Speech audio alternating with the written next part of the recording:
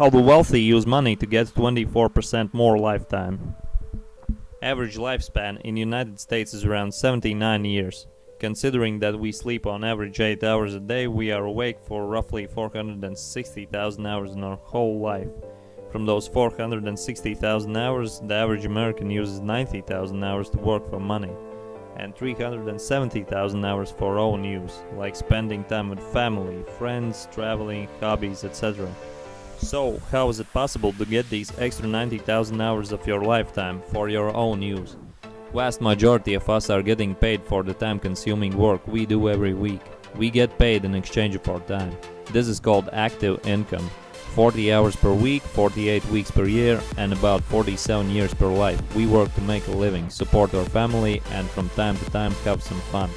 And that's not even counting in things like cleaning your house, cooking, loaning your mom, and other things you may not like, but you just have to do them.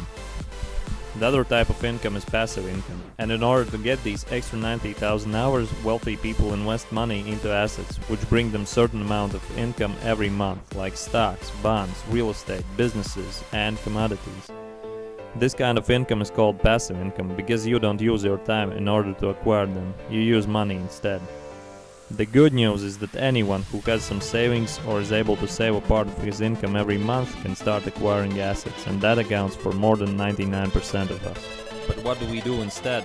When we have accumulated some savings, first thing we think of is what is the best way to spend this money for an instant gratification, like buying unimportant stuff you don't really need. Dining in restaurants, traveling, buying a new car. Most of these things even tie you up into regular expenses in the future.